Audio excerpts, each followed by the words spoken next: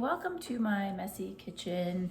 I wanted to talk real quick about gluten-free breads and flours and other gluten-free stuff, just to give you a little idea of what I use, the products that I use, and I will put links in for everything so that you can link directly to it. Some of the stuff I buy online, some of the stuff I buy at the grocery store.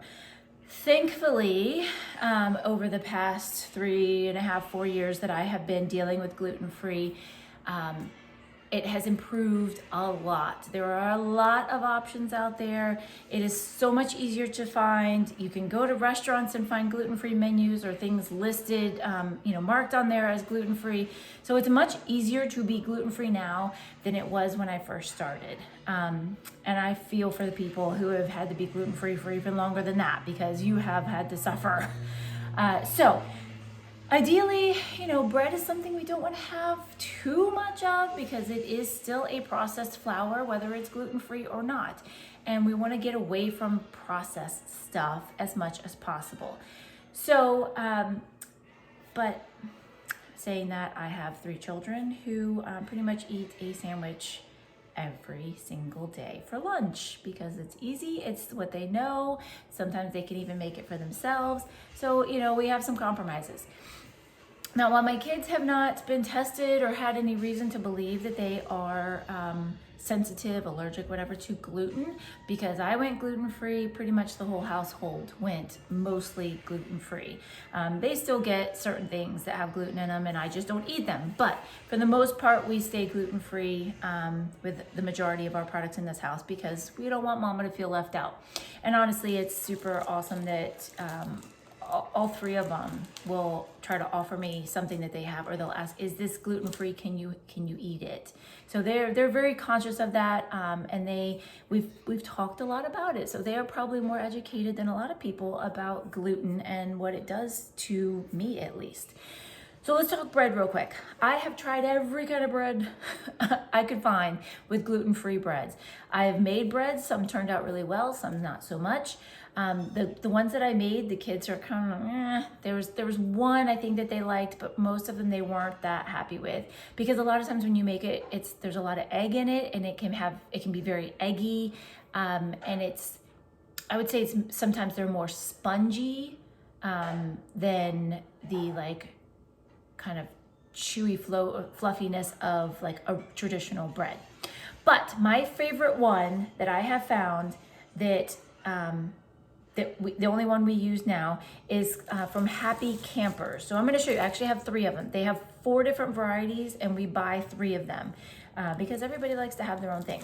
So 2 of the kids eat this one. It's the classy slice. It's like a basic white bread kind of deal.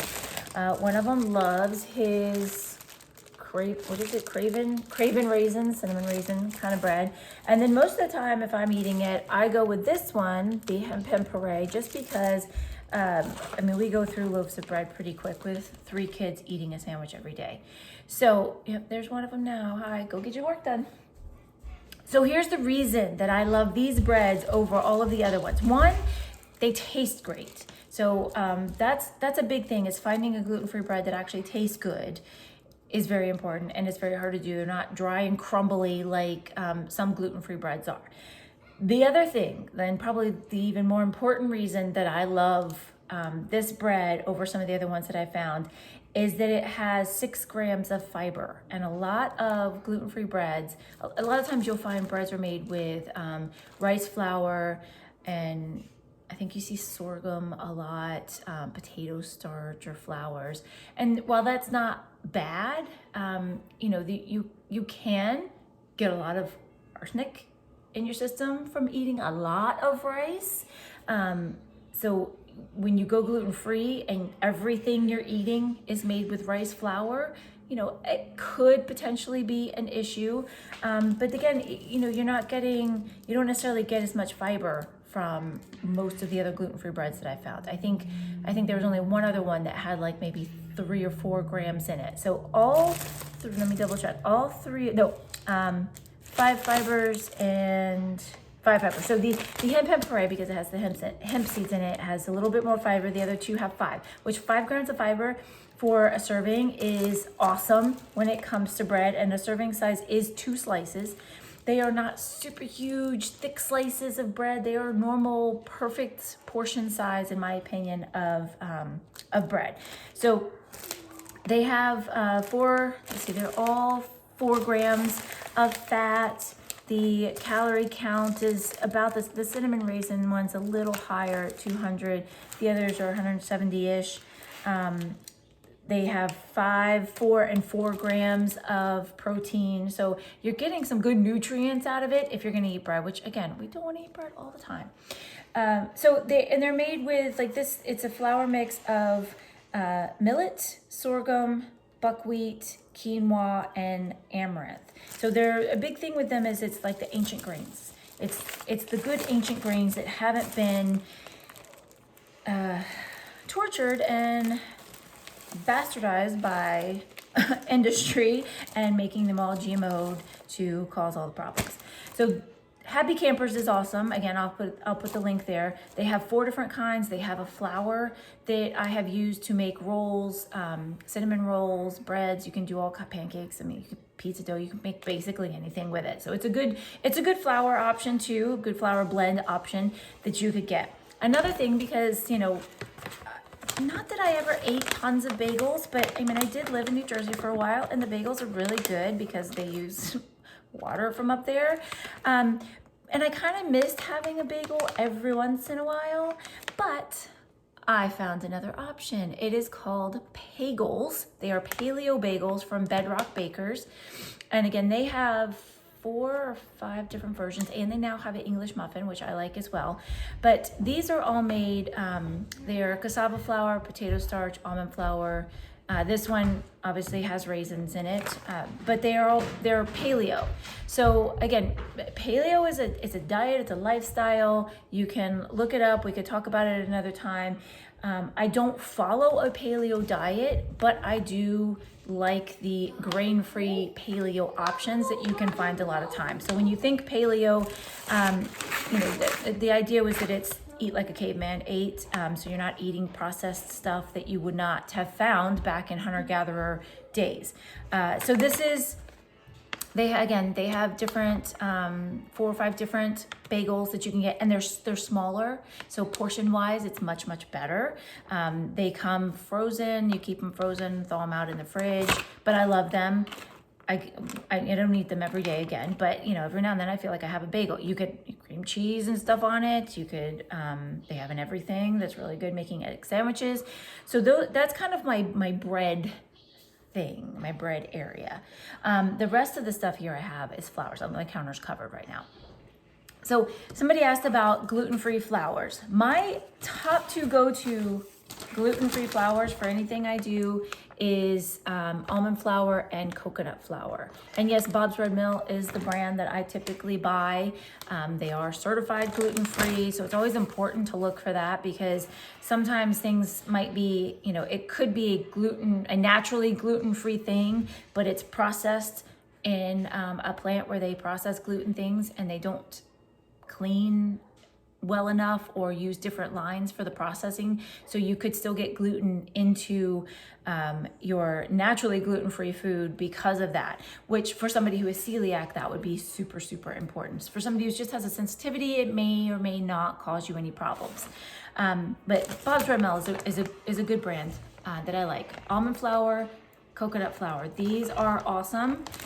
Very versatile. Another one, again, like the bagels have, is Cassava Flour, which Otto's, I'm sure there's probably some other brands, but this is the one that I see the most. Makes really good biscuits, by the way, which I'm a Southerner, I love biscuits. This one I haven't used too much of, but there's a tiger nut flour that is gluten-free as well. When I go for, kind of thickening type things, I usually pull out the arrowroot flour. Again, it's certified gluten-free.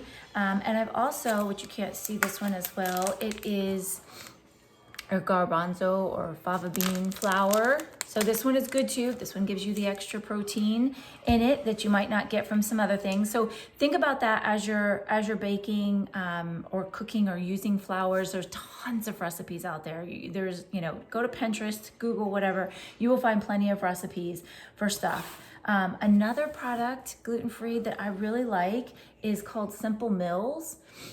This is a muffin, because we like to have muffins around every now and then for breakfast to get away from the cereals. But the thing I like about this is it's simple ingredients. So you look at the ingredient list, it's all things that you can recognize, you can read, unlike the ingredient list on a lot of other things, which is full of chemicals and preservatives and stuff you wouldn't know. These aren't full of preservatives, so that's a really, really good thing for you. They have crackers, they have breads, they have the muffins, they have, cake mixes. I'm pretty sure pancake mixes, brownie mixes. I mean, we've tried just about everything from them, and all of it's good. And again, most of this is like grocery store, the flours and stuff is grocery store shopping. Bob's Red Mill, if you're into pancakes or waffles, you can buy a gluten-free pancake mix. You could do just as well making your own with those. And then there's also this Birch Benders. They have keto pancake mix, paleo pancake mix, I think just straight up gluten-free, regular, lots of stuff. Again, it's made very minimal ingredients, stuff that you can recognize. But I keep stuff like this around for a quick, easy pancake breakfast one day when we feel like having pancakes, which is not something we do all the time. But these are some really good options for gluten-free stuff. I'd love to hear any other options that you have or that you love. Share them here and post a link if you can. And this can be our gluten-free product posts. If you have any other questions, feel free to reach out. I am happy to share more, and I will see you guys next time.